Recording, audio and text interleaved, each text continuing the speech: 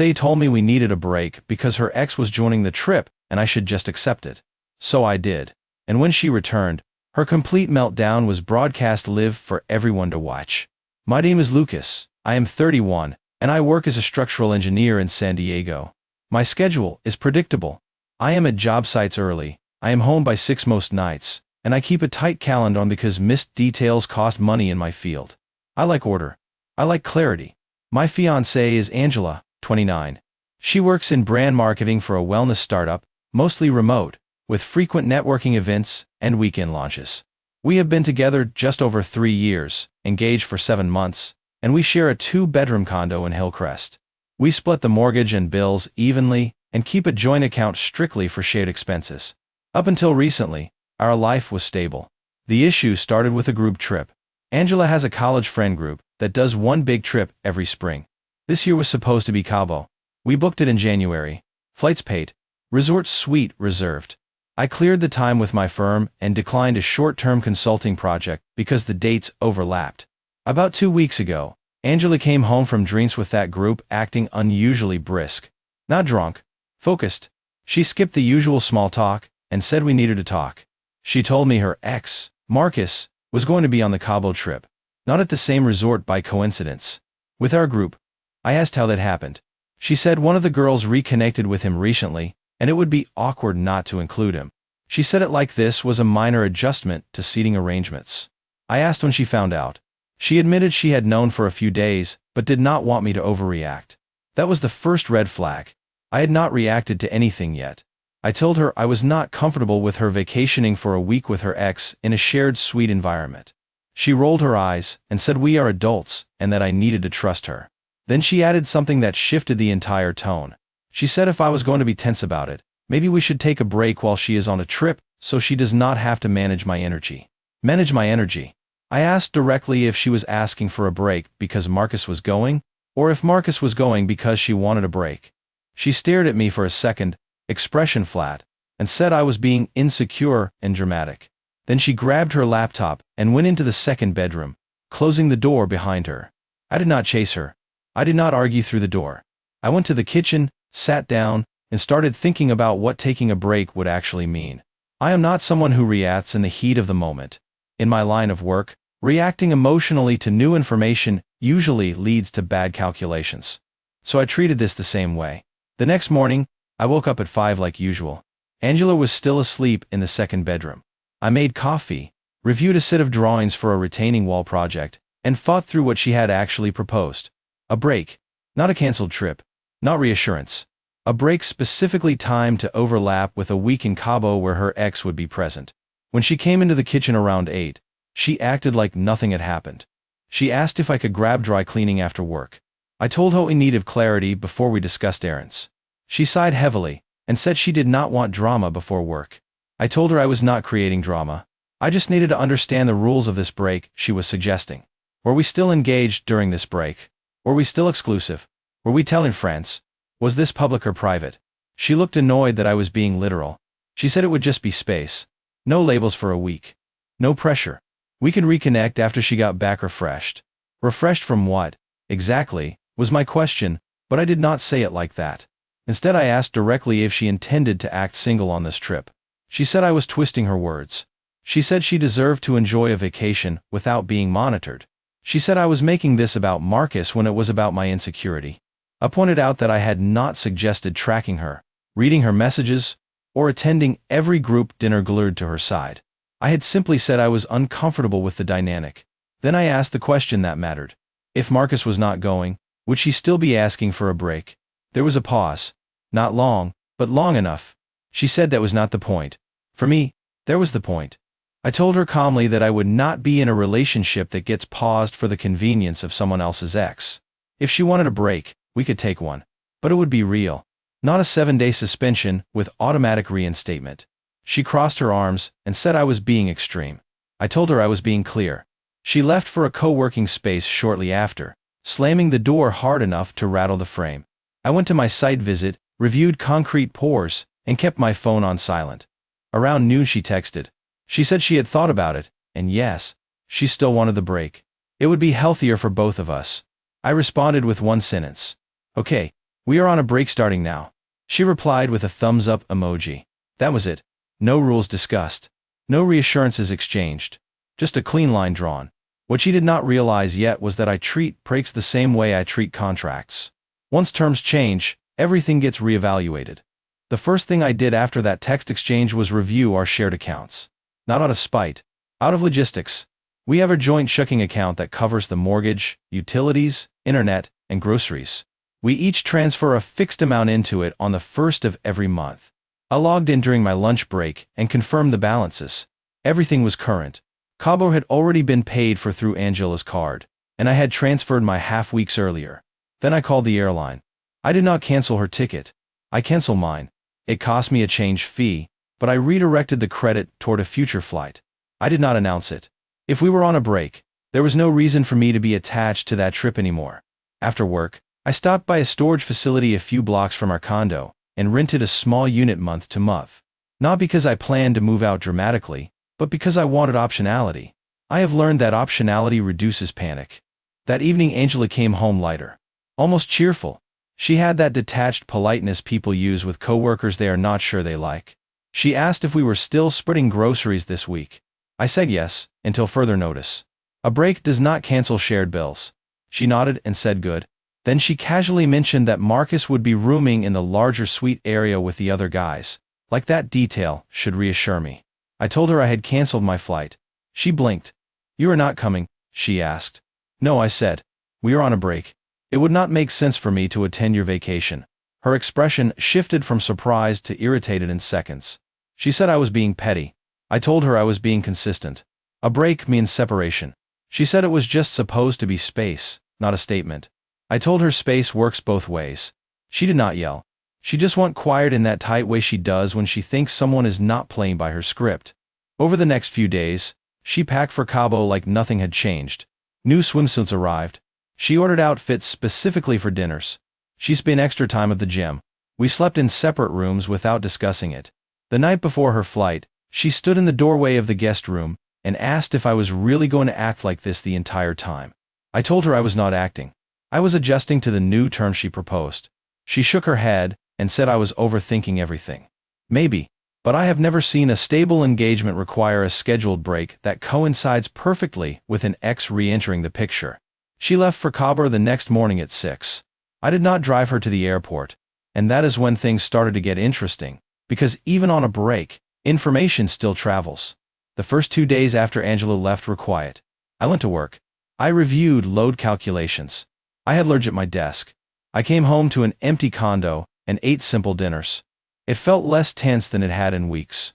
We were technically on a break, so I did not text her. I muted her Instagram stories because I did not need curated vacation footage in my face. What I did not anticipate was that other people would start reaching out. On the second night, one of the husbands from the group, Eric, texted me. We are not close, but we have done enough dinners together to be cordial. His message was neutral. Hey man, just checking in. You good? That was interesting. I replied that I was fine and hoped they were enjoying Cabo. He sent back a short response. Yeah, it has been eventful already. He did not elaborate. I did not push. About an hour later, I got a notification request on Instagram from someone I did not recognize. It was a private account with a profile picture of a sunset and no posts. The bio said San Diego. Normally I ignore those. This time I did not. The first message was simple. You deserve to know what is being said about you. I almost laughed. It sounded dramatic, which I usually avoid. But I was curious enough to respond with a single question. What is being said? The reply came quickly. That you two are basically done. That the break is mutual, and you are both seeing other people. Seeing other people. That phrasing stood out because I had not seen anyone. I had been at work and then home. I asked who was saying that. The account responded with a screenshot. It was from a group story at the resort bar. Angela was in the background, laughing, drink in hand. The caption from one of the girls read fresh start energy. Underneath, someone had commented finally. Finally. I did not feel angry. I felt clear. If the narrative in Cabo was that our engagement was effectively over, then my next steps needed to reflect that reality. I thanked the anonymous account for the information and did not ask for more. I did not confront Angela. We were on a break. She was free to present herself however she wanted. But I am not someone who leaves my reputation to be shaped by someone else's version. That night, I opened my laptop and drafted an email. Not to her. To everyone who had received our save the date notice. I did not send it yet, but I wrote it. I did not send the email that night. I reread it 3 times, and then saved it in drafts. It was short and factual. It said that due to a change in circumstances, the engagement was under review and the wedding plans were paused indefinitely. No blame. No details. Just clarity. Before doing anything irreversible, I wanted more data. The next morning, I went to work as usual. Around 10, Eric texted again. You might want to check the tagged photos from last night. I had muted Angela's stories, but I had not muted tags. There were 3 new posts from different accounts at the resort rooftop bar. In 2 of them, Angela was sitting very close to Marcus. Not accidentally close. Intentionally angled. In one clip, he had his arm around the back of her chair, his hand resting near her shoulder. It was subtle enough to defend, obvious enough to interpret. The caption on one photo said "Reunited Cruise hit different." Angela had liked it. Still, that alone was not proof of anything physical. It was proof of optics. And optics matter when you are engaged. I zoomed in on one of the videos. At the very end, you can hear someone in the background say, "Guess the break worked fast." Andrew did not correct them. I closed the app. At lunch, I called the condo management office. The mortgage is in both our names, but the HOA contact is listed under mine. I asked what the process would be if one owner wanted to initiate a buyout discussion. Not because I was filing anything that day, but because I wanted to understand timelines. That afternoon, Angela finally texted me directly. "Hope you are good. Cabo is beautiful." I responded with "Glad you are enjoying it." She followed up with "You seem distant." I stared at that for a full minute. "We are on a break," I wrote back. "Distance is implied." She did not respond after that. Later that evening, the anonymous Instagram account messaged again. This time it was a short video clip. It was clearly taken discreetly from across the bar.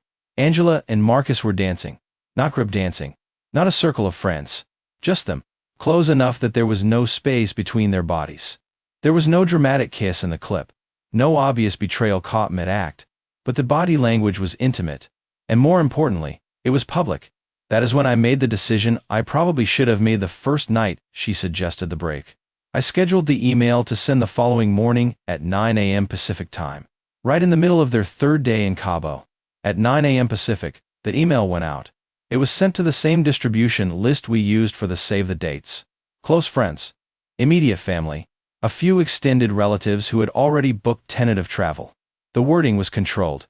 I wrote that Angela and I had mutually agreed to take an indefinite break from our engagement, and that, as a result, the wedding would not be moving forward as planned.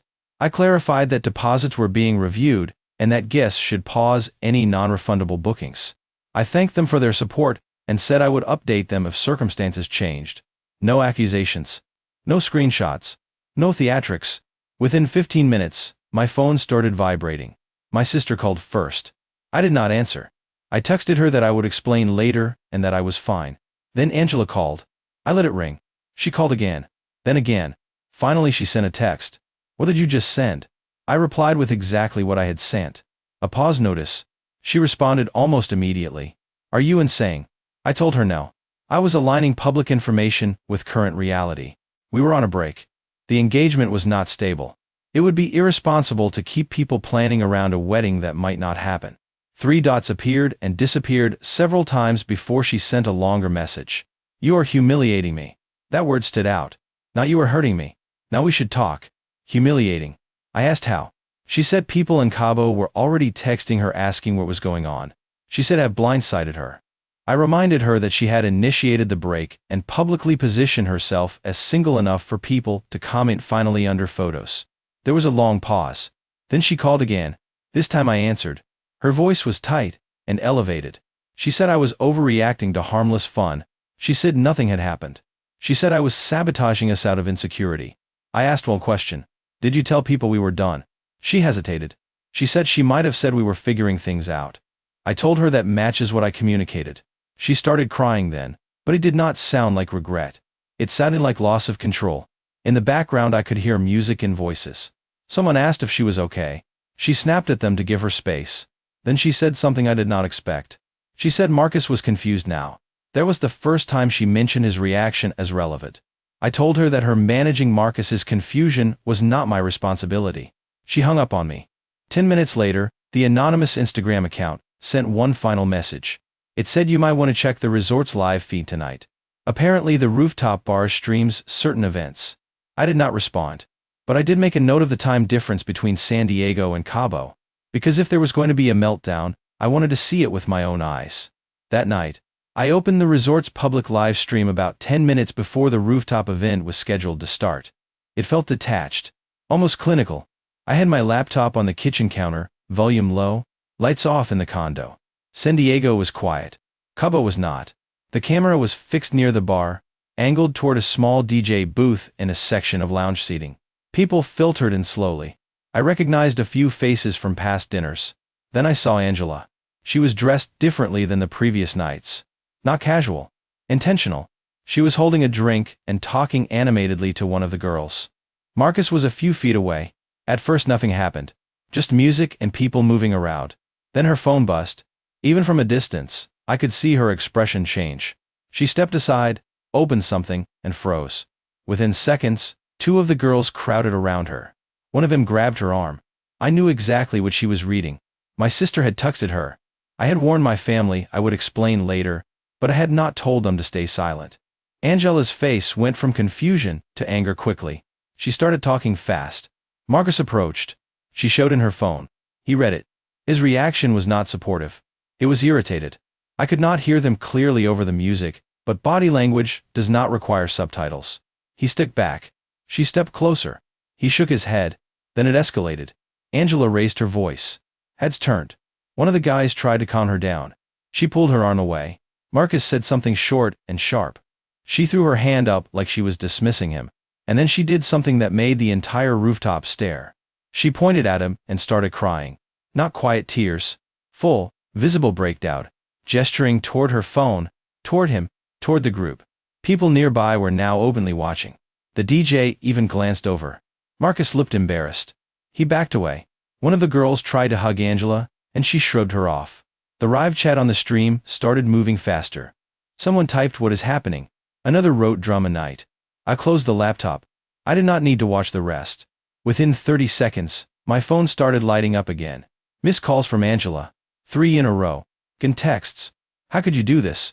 You blindsided me in front of everyone. Qley right now. That was the moment I made the cleanest decision of the entire situation. I opened my phone settings. I blocked her number. Then I blocked her on Instagram. Then WhatsApp. Then email filters straight to archive. If we were on a break and publicly not engaged, there was no reason for immediate access. She wanted space without managing my energy. I gave her silence instead. The next message I received was not from her. It was from Eric. You just ended it, didn't you? I replied with one word. Yes. Once I blocked Angela, the noise stopped instantly. No more calls. No more vibrating phone on the counter. Just quiet. About 20 minutes later, Eric sent me a short summary. Apparently after I blocked her, she tried calling repeatedly in front of everyone. When it would not go through, she accused Marcus of encouraging me to send the email. That made no sense, and the group knew it. Marcus denied it. He told her he did not sign up for this kind of chaos. According to Eric, he said he thought she was basically single. That detail mattered. She had framed the situation differently to him than she had to me. When Marcus walked away, she followed him. They argued near the exit. Someone from the resort staff stepped in because her voice was carrying across the rooftop. It was not subtle. By the time they left the bar area, the rest of the group was uncomfortable enough that 2 couples went back to their rooms early. The trip dynamic was fractured in one night. I did not respond to any of it publicly. Instead, I logged into our joint account and transferred my portion of next month's mortgage into it ahead of schedule. I added a note in the transaction description stating final contribution pending ownership discussion. Clear. Documented. Then I emailed a real estate attorney the next morning to ask about initiating a buyout or sale. Angela was still blocked. She had tilted to contact me through my sister. My sister sent me a screenshot of the message and asked if she should respond. I told her no. By the 3rd day after the email, Angela cut her trip short and flew back to San Diego. I found out because she showed up at the condo. And because I had anticipated that possibility, I was not there when she arrived. I have expected she might come back early. So the morning after the rooftop incident, I packed a suitcase and moved into the small storage unit office I had access to through work. One of our project managers owns a short-term furnished rental near Mission Valley that was empty between tenants. I paid him for 2 weeks up front. Clean arrangement. No drama. Before I left the condo, I removed my personal documents, passport, laptop backups, and a few sentimental items. I did not empty the place. I did not change the locks. Both of our names are on the mortgage, so I kept it legally clean. When Angela landed back in San Diego, I was at a job site reviewing steel placement. She tried calling again. Blocked. Then she emailed from her work address. Subject line urgent. I did not block that one yet. I read it once. She wrote that I had overreacted publicly, embarrassed her in front of her friends and Marcus, and created a narrative that made her look unstable. She said nothing physical had happened, and that I had destroyed our engagement over optics. She also wrote that the condo is her home too, and I could not just disappear and make decisions without her. That part was fair. So I responded, brief and factual. I said the engagement was over. The email reflected the reality of a break initiated by her. I said I was open to discussing either a buyout or listing the condo for sale through attorneys. I suggested we communicate in writing to keep things clear. No insults. No accusations. She replied within minutes. This is insane. We can fix this. That was the first time she used the word fix. Not once during the break conversation had she used that language. I did not engage emotionally. I simply repeated that I would coordinate through legal channels regarding the property, and that I would transfer my remaining share of shared expenses through the end of the month. An hour later, my sister texted again. Apparently Angela had posted a vague story about betrayal and impulsive decisions. Comments were mixed. Some supportive, some questioning. For the first time since this started, I felt calm. Not triumphant. Not vindicated. Just aligned. She had wanted a break that functioned like a loophole. I treated it like a contract revision. And contracts do not revert just because one party regrets the outcome. 2 weeks later, the situation was no longer emotional. It was procedural. Angela and I met once, in a neutral setting, a conference room at the real estate attorney's office downtown. No raised voices. No tears. Just paperwork. She looked tired. Not devastated. Just deflated. She said she had not expected me to end everything publicly. She said she thought the break would give us breathing room and that I escalated it to make a point. I told her calmly that I did not end it publicly. I clarified it publicly after she reframed our engagement as optional. She tried once more to minimize Cabo. She said nothing happened with Marcus. That the dancing was harmless. That the comments were misinterpreted. I did not argue the details. I told her the issue was not whether she crossed a physical line. The issue was that she was willing to suspend our engagement to create space for ambiguity. Once that happened, I could not rely on the foundation anymore. She did not have a counterargument for that. We agreed to list the condo. The market in San Diego was strong enough that we would likely walk away clean after fees. We split the realtor and legal costs evenly. After that meeting, I bluffed her email too. Not out of anger. Out of finality. The condo sold within 5 weeks. We signed closing documents separately.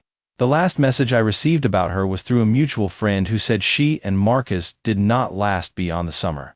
Apparently, he was not interested in being part of a situation that volatile.